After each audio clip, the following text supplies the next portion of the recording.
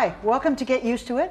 I'm Sheila Kuehl, and as always, I will guide you through the wonderful intellectual discussions that we have on stuff. As you know, Get Used to It is a show devoted to issues of interest to and about the LGBT community, but of course it's for all of you out there, and I know you're watching whether you're gay or not because it's so interesting. And today is no exception. Today's show is really devoted to a conversation about history, about the role of history in our lives, about the role of the specific history of the gay and lesbian movement, of LGBT people, and its place in the broader sense of history. How do we teach it? Should we? How do we discuss it? How do we even learn about it? I have three wonderful guests to share with you today. First, I think you probably know all of them, but Virginia Uribe, who was the founder of Project 10 right here in Los Angeles, which is a school outreach program for LGBT youth. She was a teacher in L.A. Unified School District for 42 years. You have to say that. I think it's great. I mean, you know, and it's amazing since you're only 50. You must have started very young. When you were quite young, of course. So welcome to the show. Thank you, Sheila. Our second guest, Lillian Federman, who is a lesbian historian of some note. I want to make certain that I include the two books that we've all read, but of course I'm so old I'm starting to lose my memory about things. But a really, really wonderful author, an English professor at Cal State Fresno here in California, and of course the author of Surpassing the Love of Men and of Girls and Twilight Lovers, and co-author with our next guest of a book that's going to be on the stands starting, I think, on National Coming Out Day in October, called Gay L.A., which is wonderful. We'll talk about it here as well. Welcome, Lillian. Thank you. And my third guest, Stuart Timmons, a writer and gay historian, also quite well known for his publication, The Trouble with Harry Hay, and his research and writing in the area of gay history. Welcome, Stuart. Thank you. Happy to have all of you here. Lillian, let's start talking to you. We talk a lot about history. We think we read about it in the newspapers. We think we read about it in, you know, in class. But why is it important for us to understand anything about history just generally for our lives? I think that history is absolutely vital for everyone, but particularly for young people, because I think it's so crucial that young people know that there are those who came before them, who shared their experiences, who were able to make it through similar kinds of circumstances. I think that social history is always told from a particular perspective. And when I was growing up, if gay and lesbian people were mentioned at all, it was a negative perspective, and that was just so hurtful to young gay and lesbian people. What's happened, thankfully, more recently is that finally there are gay historians and lesbian historians who have reversed that perspective, who tell the story as they understand the story, and I think it's so crucial for young people to read that story. Well, and it's not as though the story's not being told when we don't tell it. Yes, of course. It's being told by those who hate us. It's being told from a homophobic perspective. So it's absolutely vital that scholars relate history from a pro-gay and pro-lesbian perspective, and that young people read that history. So you think that the written word actually has an impact on the way people live their lives, think about themselves, think about other people? Well, you know, I can tell you that when I came out, it was really the dark ages. It was 1956. I was a teenager, and the only kind of lesbian or gay material that was available to me were the pulp novels in which lesbians were always drowning in a well of loneliness or committing suicide, and the writings of these sexologists that I found in the library because I was desperate to know who I was and who came before me. And of course, the sexologists, beginning in the 19th century, always presented homosexuals in a negative perspective, always suggested that we were sick or evil or not part of the human race. Some kind of pathology. Right? Yes, some kind of pathology, of course. And it was a terrible experience for me as a teenager to think that just my generation, or maybe people a few years older, discovered homosexuality. Nobody had ever been gay or lesbian before, and we were hated. And it was only when I got older as a scholar that I realized that it was crucial to find the history and to share it with people, and to share it particularly with young people. So what led you personally into deciding this was a way that you wanted to impact the world? Well, I suppose what led me personally to do it is I'm a scholar and I'm a writer, and I wanted very much to use whatever talent I might have to rectify what felt to me was so hurtful when I was younger. There are many ways to rectify the homophobia in the world, but for me it was the written word that I hope would get out to a broad audience. But how do you decide what to write about? How do you decide what to say? What was the animating idea, for instance, of Surpassing the Love of Men, which I think a million people must have read? Okay, with Surpassing the Love of Men, I wanted to see who came before me, who came before my generation. And so I decided that I would find out about relationships between women in the 19th century. And I discovered that there was something, for instance, called romantic friendship in the 19th century, in the 18th century, and that there wasn't the kind of homophobia about women that I was so familiar with in the 1950s and the 1960s. That society viewed women's romantic relationships very differently for a number of complex reasons that I write about in Surpassing the Love of Men. But I thought it was really important for my readers to understand that homophobia is not inevitable, and there were times when people were not homophobic towards women's relationships. So that was a big focus in that particular book. Well, not only that, but it leads, I think, people to wonder, how was it that homophobia started to be such an important aspect of the public discourse? Yeah. And why? You know, one wonders, because there's always a use for these things.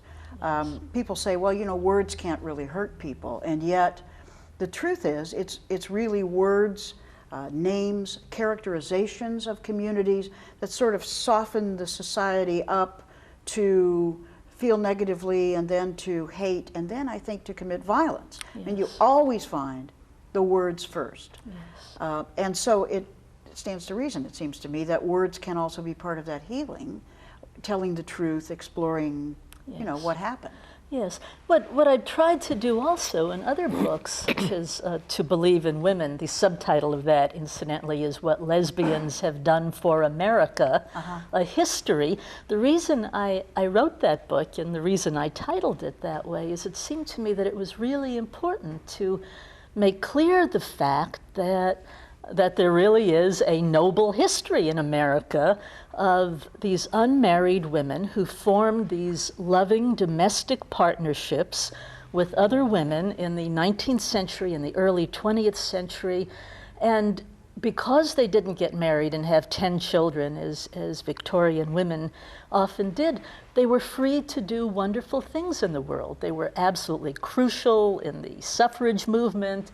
They were very important in opening the professions to women and opening higher education to women. They were very important in all sorts of social movements that have changed American life for the better.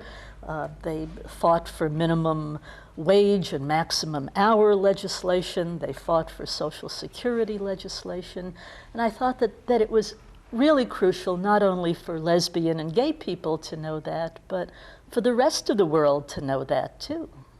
Well, there's been a question, as I know you know, this year in California anyway, since I proposed amending the California law so that the roles and contributions of lesbian and gay people would also be portrayed in the history books, along with the mandated statutory inclusion of the roles and contributions of Black Americans, Mexican Americans, Asian Americans, Native Americans. You know, there's quite a list in California law, and it hit a real buzzsaw in the governor's office and you know, around the state, though it also touched, I think, a note of fairness in people. Stuart, you have been working also in the area of presenting our history, a slightly different take on the history as well, which leads me to sort of ask, how do you decide what is history?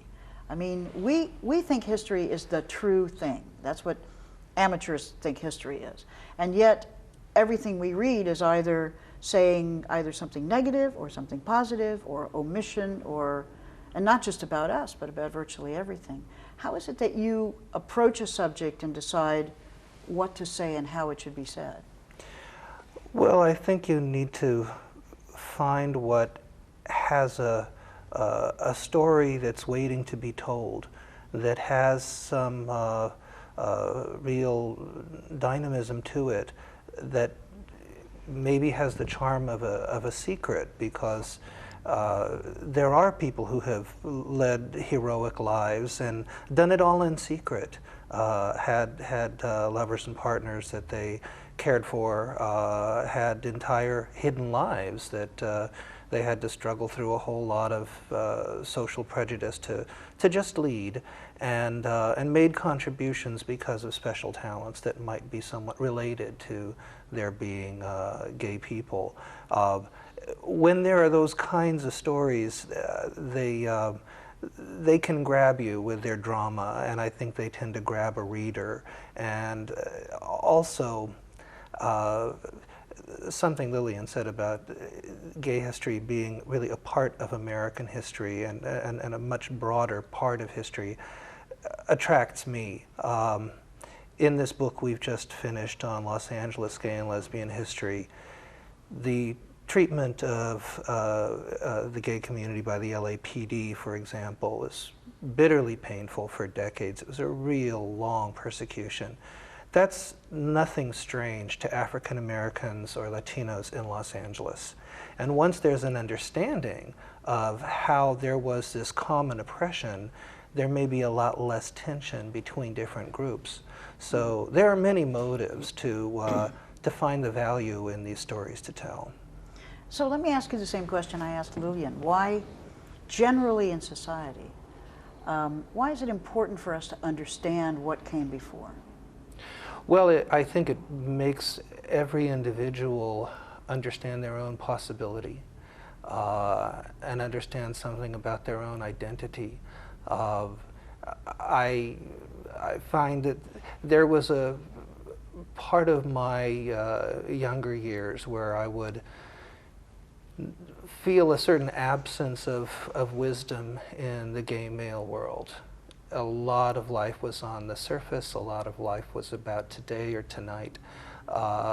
And it was older guys with gray hair who wouldn't be paid too much attention to, who would literally have these pearls of wisdom if you listened. And the climate, I think, and a lot of it had to do with the AIDS epidemic, where so many people were lost who you would have listened to eventually if you'd made some time, and then you didn't have the opportunity.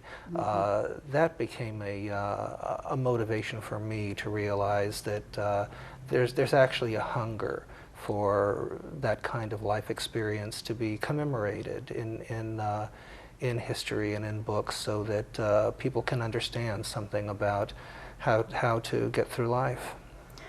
There's a sort of, I think, fantasy in the larger society about history written by straight white men, about presidents, about government, about wars, about all those things that have been somewhat created to be important, and how they are taking an academic look at this without any kind of self-interest.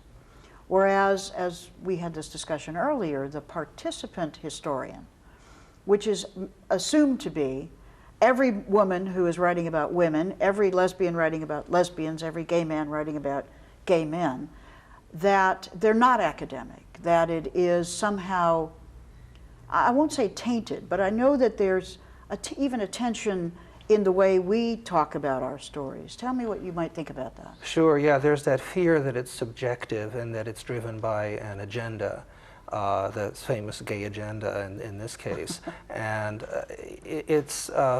subjectivity is not a bad thing. It can mean authenticity and a contact with reality that people outside your world, and the gay world is often talked about as a world, and a sort of a hidden world. The specialists and the outsiders haven't necessarily been able to see that. So I think it is the job of communities to really speak for themselves, because they can only do that. Only they can really bring that sense of detail and truth and context out, and often reveal things that might otherwise just simply, even with the best of intentions, just not be understood. What about not revealing things? Oh, yeah. I mean, there's a certain fear, I think, that if we're going to write history, we don't want to be thought badly of. Mm-hmm. And that could be a conflict as well.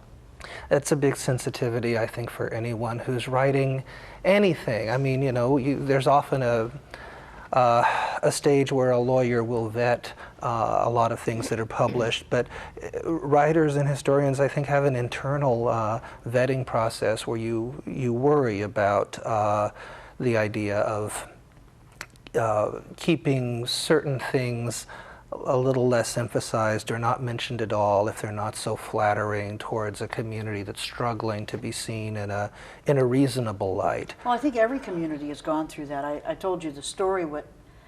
Through most of my adult life, I've been working on issues of domestic violence. Mm-hmm.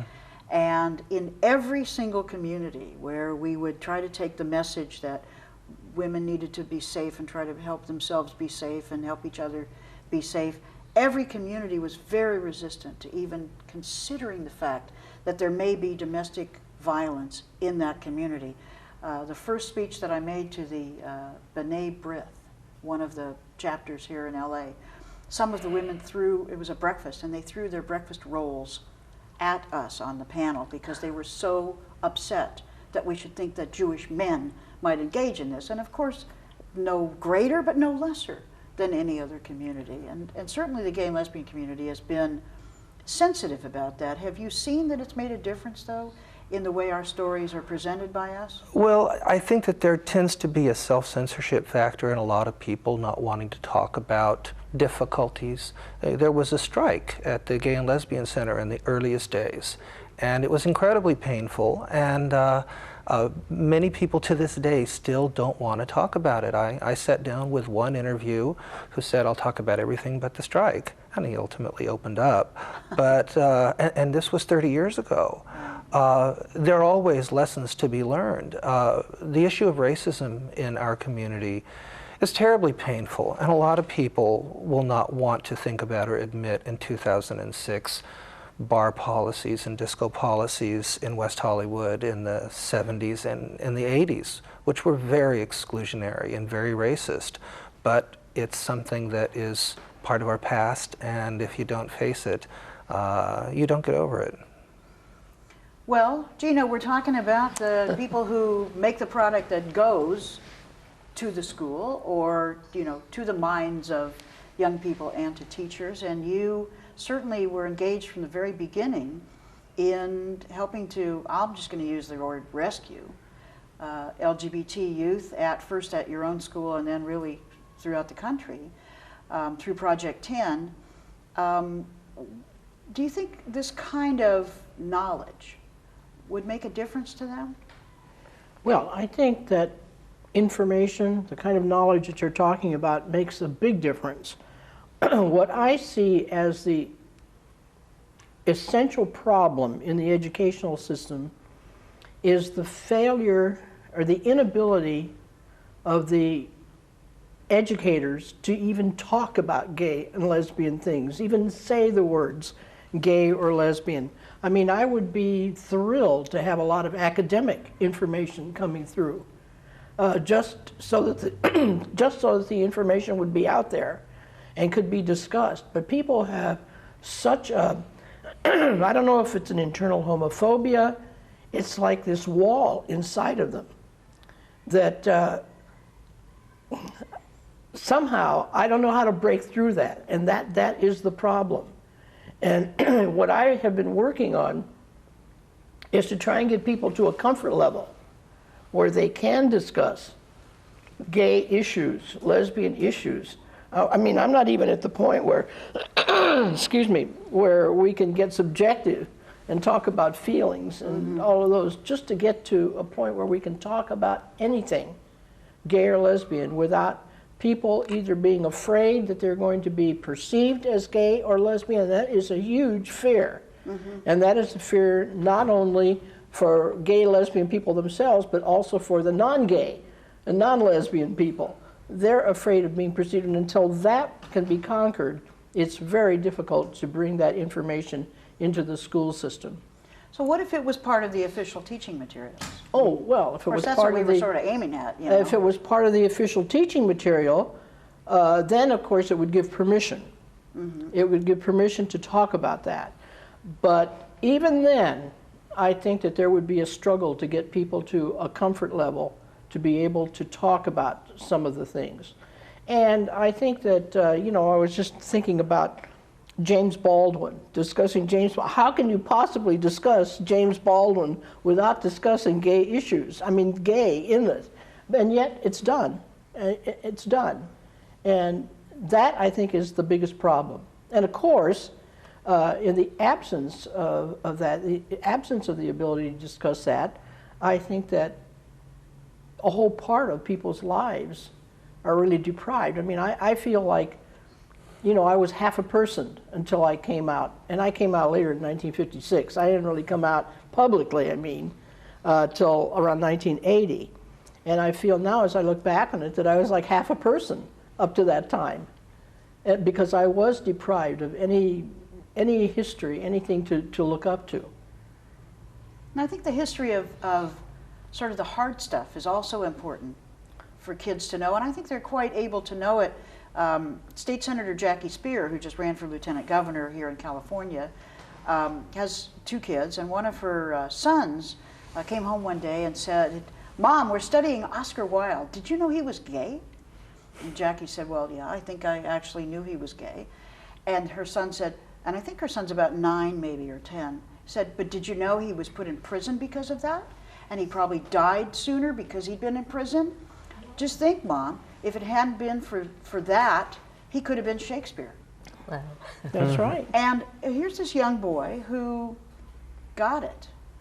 And it was not a happy story. Well, I think a lot of our history is not happy. It's oppression. It's a very oppressive, and much of our history is the struggle to get past that oppression, to make some kind of a impact in society. But I think that struggle is very important for people to know. So in your sense of what the reality sort of what kids get out of school, you know, it's not just class, of course. In many cases, it's much more outside. But do you get a sense that the general atmosphere of a school is safer for gay and lesbian kids if there's some discussion of gay and lesbian issues, not just, you know, well, I would have epithets to on the say school that it ground? would certainly be safer for kids. The more discussion that exists, even if part of the discussion is negative, if you have a really good teacher, a good teacher can diffuse some of that, can allow different points of view, and can sort of put down the fire. And when that occurs, it's a wonderful teaching moment, and it's very beneficial to all the kids. That doesn't happen as often as we'd like to see it happen. Well, there was a lot of discussion about whether we would have to out people in order to discuss, you know, the contributions of gay people. But I mean, it seemed to me that there were plenty of examples that could be used Or Yeah, just to I say, think you know, that's those people yeah. you already know, well, they're gay. I think that that's an argument that is used by people who don't don't know what they're talking about. I mean, I think that there are many examples of gay and lesbian people who are whatever you call it. I mean, it is by their work or by circumstances around their lives, it is known that they are gay or lesbian. I don't think anybody has to be outed. I mean, even the content, gay and lesbian content in the curriculum, there are not going to be thousands of references. So it's possible to pick things that are significant in society, that are well known. Oscar Wilde, I mean, how can you discuss Oscar Wilde without discussing that? Right. Well, I'm interested because I read the new book, which I'll mention again is coming out on really National Coming Out Day, October 11th, but probably available before that. What led you to want to write this book about Gay L.A.? Lillian. Well, I love Los Angeles. I grew up here, but it seemed to me that there was just such an important story that nobody told before. A story going back even before there was a Los Angeles, going back to the times when Native Americans were the primary population in Southern California. And there were just so many really crucial little stories that have never gotten into print. What life was like in the 1950s for lesbians and gays, what life was like at the beginning of the 20th century for lesbians and gays. What we wanted to do in that book was just get the whole sweep of history, beginning with the 19th century all the way up to the present, to see how lesbian and gay people made their lives in a city as big as Los Angeles, how they struggled and how they achieved, and just all of the complexities of how you make a life and how you make a community, even at a time when society is so much against you. So what do you see as as the major themes, kind of, that are presented in the work that you've done and the work other people have done, that might be presented, that would be sort of helpful? I mean, you don't just write a book and throw it out into the universe and say, okay, I'm done with this. I've said what I wanted to say. It seems to me, at least, I've never done it, but everybody writes because they think someone's going to read it. And if they think someone's going to read it, they think it will be sort of to a purpose. What are the major themes that will resonate, that you want to, people to pay attention to? No person in particular, just everybody. Well, the struggle, I think, and the social injustice, I think, that those are certainly things that motivated me, and I would think that that's something that would appeal to young people, sense of social justice, and I think they need to know about the struggle. Yeah, I think along with that, there's a real fascinating aspect of what people got away with. Here in L.A., I mean, there's a part of a reevaluation in lesbian and gay history against the idea that everything was in total darkness before Stonewall or before the homophile effort in the 50s. And sure, it was dangerous, and there was horrendous oppression and hazards, but there was a lot of fun. There were incredible networks of friendships, support networks. There was a real sense of a culture that you can find these traces of again and again. And it's absolutely fascinating to see that there was a female impersonator who actually called himself Covert as a stage name and was mentioned in the newspapers and got jobs as a dancer in a couple of Hollywood films in the 20s. I think it's inspirational to see that there's a lot of light flickering along in all that darkness. What also fascinated me is what we discovered about Hollywood in the past. The huge lesbian and gay presence in Hollywood from the beginning of the movie industry in the 1920s and 30s and 40s, and how, for instance, lesbians in Hollywood really influenced fashion for American women, how they were just such pioneers, and American women didn't understand precisely that these beautiful images of women in pants at a time when women were supposed to wear dresses, they came to these women because of their association with the lesbian subculture. I'm thinking of women such as Marlene Dietrich or Greta Garbo, but what American women saw is that these women in pants looked gorgeous, and so women started wearing pants, and now hardly anyone wears a dress anymore, in fact, but it came from this lesbian influence in films in Hollywood. But what about, I mean, it's interesting because you talk about fun. I know it wasn't all about fun because it was dangerous, as you said. Yes. The influence of Hollywood, which is, I'm sure a lot of people are going to be turning to that chapter right away, you know, in the book. But then you talk about struggle, and I think we see both sides of this. I mean, there is a theme of this darkness of the kind of oppression and the danger. The somewhat, not just campy, but I think celebratory nature of, I mean, why choose the word gay, for instance? I mean, when you think about it, it's to say, you know, damn it, that's what we are. And yet, and the struggle is not just in those times, but continues. When we talk, really, I think, Gina, you're talking as much about political struggle, and you do draw this line all the way through the book. Well, we are a marginalized group, and I think as a marginalized group, it gives us a perspective that perhaps is different certainly than the mainstream. And I think that perspective probably has come out so much in the creative arts. You know, you wonder what the world would have been like had it not been for gay men and lesbians doing the writing and the directing and all of that in the creative arts. So what other major themes do you see? Well, I think that there's a theme that was very interesting to observe for me about the fun and the struggle to tie two threads together.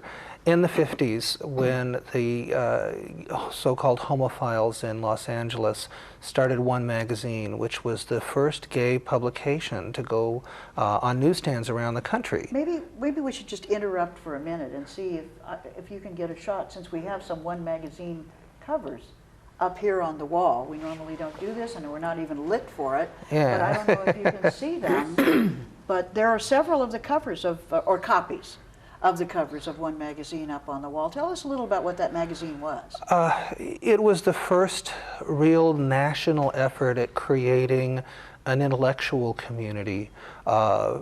People who were isolated in small towns and even on farms would spend an extra $1 a year because the subscription was, you know, 20 cents an issue or 25 cents an issue.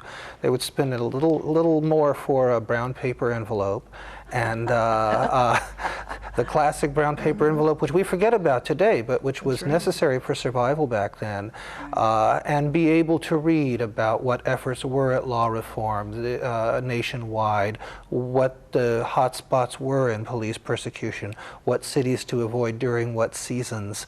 And also they were able to read stories and poetry and get a little bit of a bigger sense of, I think, this emergence of gay identity, that it wasn't just necessarily going to a bar and going home with someone.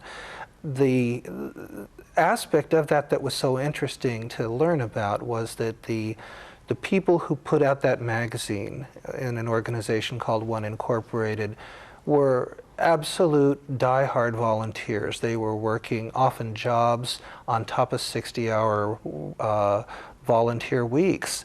That same enthusiasm, which one activist described as a 4-year adrenaline rush, happens in ACT UP in the 80s and 90s, when government and standard social channels just aren't doing enough to really deal with a killer epidemic. You had, in the teeth of so much oppression 30, 40 years later, a similar kind of gleefulness and energy and creativity. So it's I think really helpful because, you know, Sheila, trouble's never over. It's never over. No, So- and of course, trouble's a good thing to make too. Sure. I mean, if you want to use the word in sort of in a double way. But I was thinking while you were talking about the power of the written word. How is it we know about these things? I mean, we only know about the past through the power of the written word. Some film now, because it goes all the way back and you can actually see someone making a speech or see someone, you know, I saw a photograph of Florence Nightingale that had just been discovered. It was published in the paper yesterday or today. And just looking at her, it brings the era back, it brings her work back. But in a way, I wouldn't know what that photograph meant if it weren't for the written word. And the same thing about ACT UP. How did we know what they were doing? I mean, they were doing it, but still that could have been quite in secret in a way, unless someone is letting the rest of us know. Now that's more journalism than history, but there's some role there. In some cases, the written word is not the published word. And Yeah. what's been so exciting for us as historians was to discover these written words that weren't published, that people haven't looked at for 100 years, perhaps. If nobody had recorded it, of course, it would have been lost to history, but we've been able to find these fascinating records that are really crucial in a historian's work. So diaries, journals? Sometimes diaries and journals, sometimes law reports.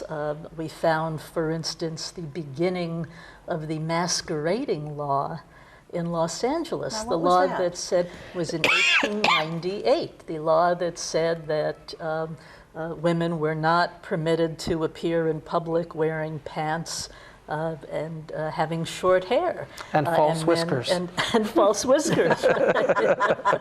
And men, of course, weren't permitted to appear in public dressed like the opposite sex. But it was just so exciting for us to discover something like this. And I don't think anyone actually had looked at that particular law book where it was written down since it first was written down in 1898. In a dusty cardboard box in the Yes. L.A. City archives. Lillian found it. It was just incredible. But we found so many gems like that were such fun. But you know, a lot of what we wrote in Gay L.A. is, of course, it's about the history of our movements and the struggle that we've had with the police and how things got better. But we also were interested in personal lives. And we both found just so many little personal touches that I thought were just fascinating. For instance, we discovered that there was a point in the 1920s and 30s and 40s and 50s, even through the 60s, when a gay man and a lesbian would become friends, and they would decide that they would cover for each other. There'd be front dating, and front dating was very popular in Los Angeles. It was extremely popular, of course, in the movie industry, but not just in the movie industry, also in private life. Or they would go even further. There'd be what was called twilight tandems or lavender marriages. They would get married, and of course they would just be very good friends, but again, they would cover for each other at a time when something like that was so crucial. So that was fun, to find a little personal stuff as well. And when you think about how during the 70s, when I came out, lesbian separatism was something every gay guy had to learn about quickly. And the concept of lesbians and gay men having deep social and personal bonds that for some of the people we interviewed lasted their whole lives. There are crowds of lesbians and gay men that fronted for each other that are now in their mid-80s and they're still friends after all these years. And it gives another view of how to be than certainly was kind of formative for a certain generation. And if that doesn't get written down, it's lost to history. As Yeah. Stuart said, as recently as the 70s, there was this terrible conflict between lesbians and gay men, and things did get better, but who would know that there was a time when lesbians and gay men would go out on dates to be fronts for each other? Well, and how critical they were of people who had families, who had children. And that was really only until the last, I think, 20 years, maybe, until some organization of lesbian mothers who were quite timid about even admitting that they were mothers. It was harder to do that in the lesbian community, and there was no place for them, really, until they organized. I mean, I'm a big fan of organizing, and began to talk about, why would we give up this very important part of our being and not be parents? And suddenly, of course, it's gone completely 180, so that families now are a very, very, very big part of our community. Not, though, criticism the other way as much as was expected about people who don't have children. No, more like the real world, where some people do and some people don't. Are kids writing things down? I mean, I was thinking after we passed the anti-harassment law in California, how deeply involved the students were in making sure that was, enforced, and they would come up to Sacramento and tell their stories on Queer Youth Lobby Day. And I'm thinking now about their stories, I mean, after your book ends, sort of the current thing. Are any of them? Well, I think many of them are writing things down if they have a venue in which to write.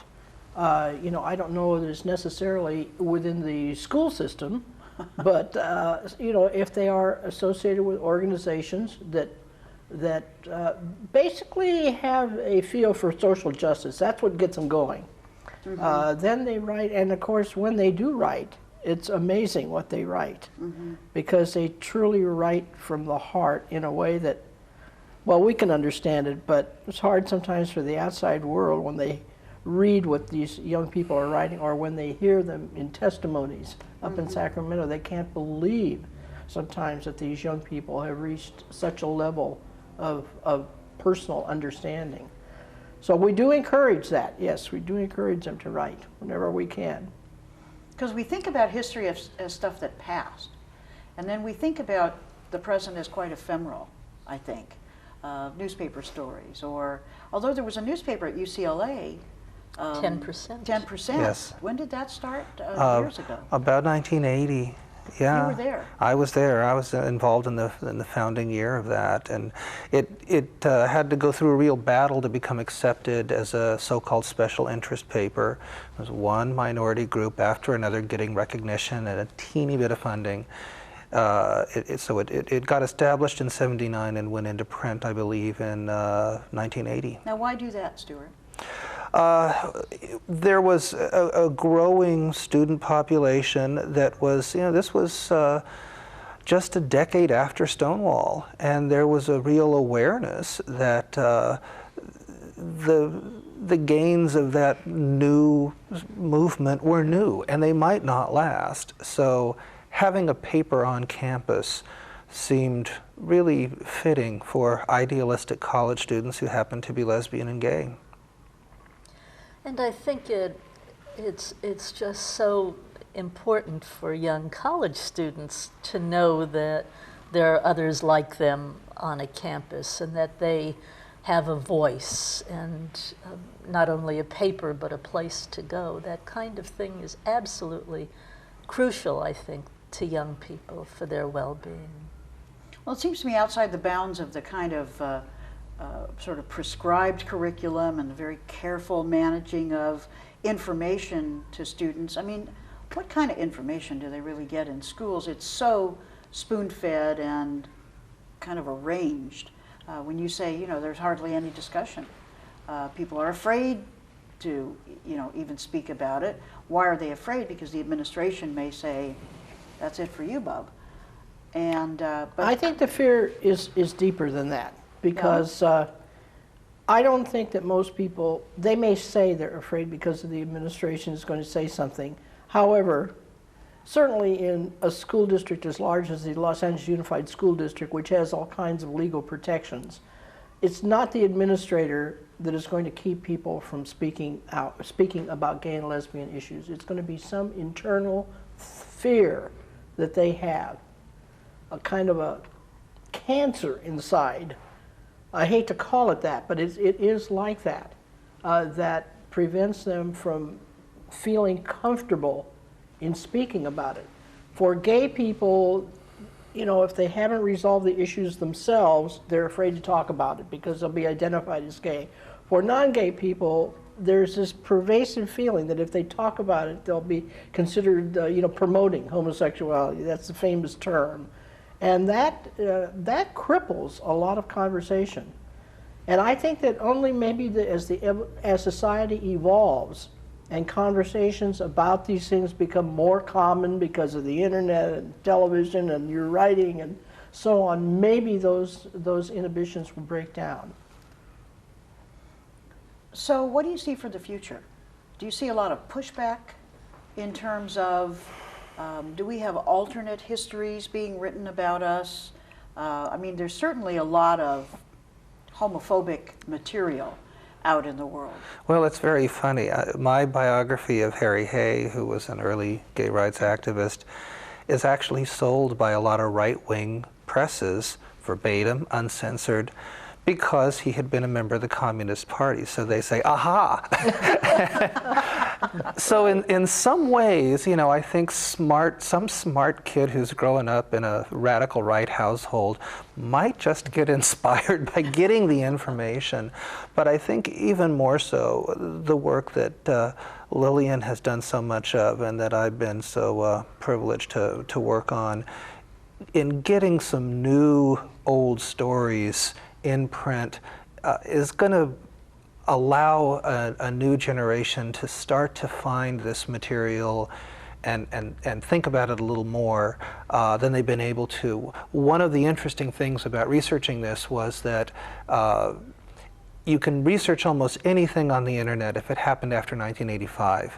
If it happened before 1985, you really have to go to a library and to push those things that are so obscure out into the popular consciousness, so that hopefully there will be a few reviews of our book on the internet, and kids can read those things and start to get a sense that there's a whole lot more in the world. I mean, that I think is the hope. You really can't control information once you get it out there.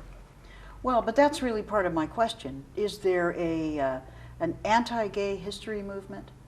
One that, you know, sort of like the Holocaust never happened movement, with a complete recasting, because we were invisible.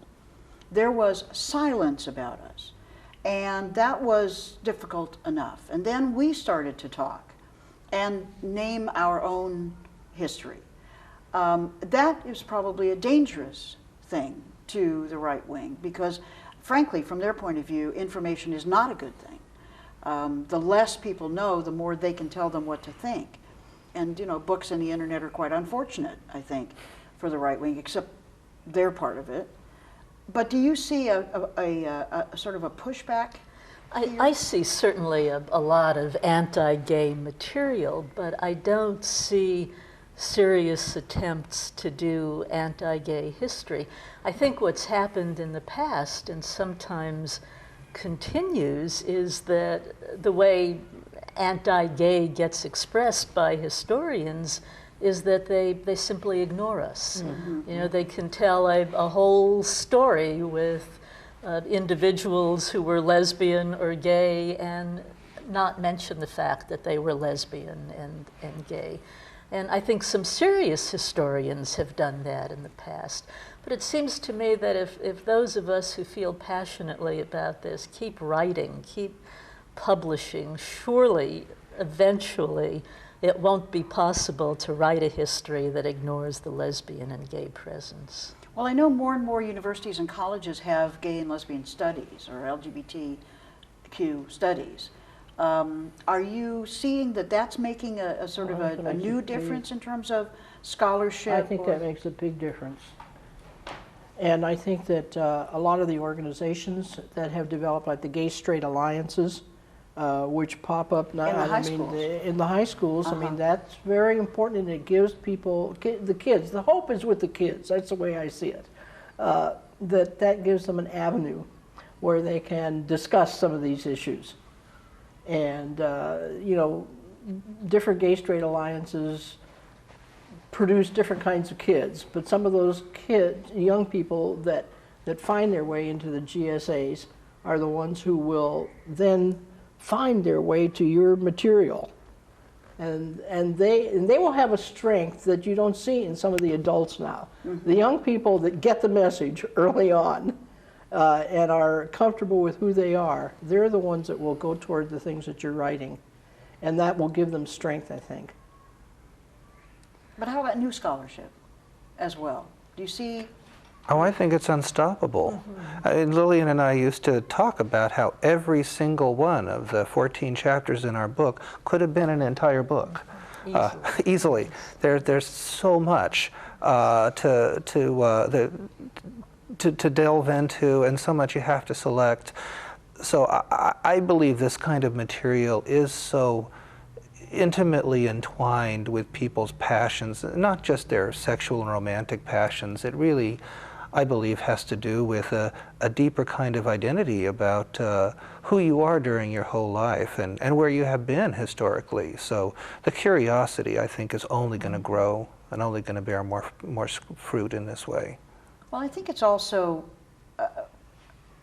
interesting to me in a really deep sense, coming out of what essentially all three of you have been talking about when you said the book that you wrote about the difference that lesbians have made in America. To believe in women. And even discussing fashion, you know, in the movies in the 40s and what the women wore and then what, you know, America started to wear. So much of theater and music, so much art, and sort of outlaw work, because as you said, Gina, we were and are, in our own way, kind of outlaws. I think that's something yet to be explored, really, what the imprint has been and what a difference is made for someone to be gay or lesbian in their life in terms of what they then are free to say or free to talk about or feel like, you know, I have to be the one who says the emperor has no clothes because I'm the outlaw, and what a difference that might make in history. Some of the individuals, you know, in your book and some of the individuals we know in L.A., I think there are probably other examples of just the impact that people have had. For instance, on the city of L.A., think of an example or two from your book to give us, one that particularly struck you in terms of how it impacted the city eventually. Well, of course, Hollywood had a huge impact on the city, and what we've discovered is that so much of Hollywood was dependent on gay talent, not just in front of the camera, but behind the camera as well. It's been absolutely crucial. It's impacted the city because there's a huge Hollywood industry here, but it's also impacted all of America. But I think that the gay and lesbian presence in Los Angeles has had this huge impact in many other ways as well. For instance, we found it so fascinating and exciting that the first ongoing homophile organization began in Los Angeles. The first gay and lesbian center in the country began in Los Angeles. The first gay and lesbian church began in Los Angeles. The first gay and lesbian synagogue began in Los Angeles. There was the newspaper, the Advocate. The first gay newspaper began in Los Angeles. And it was interesting for us to try to figure out why that was so, and I think one of the reasons is that we're sort of on the edge of the continent, and we've been edgier here in Los Angeles. Edgier. That's a good way to put it too. So, as another aspect of the kind of the inspiration question, or what has America kind of gained from us, you know, or looking at us. What about sort of the later days here when all the movement stuff that was happening, not just in LA, but all around the country? Well, we focused on Los Angeles. That's the nature of our book. And what happened here, which I don't think was quite replicated in any other city, there was a certain level of activism where people just threw their lives into the movement. Troy Perry, who was a minister by training, was suspected of being the next gay person to be, well, the first gay person openly to be elected to the LA City Council because he was such a brilliant diplomat and politician. There was a guy named Dave Glasscock, largely forgotten, who was probably the first appointed official who was openly gay.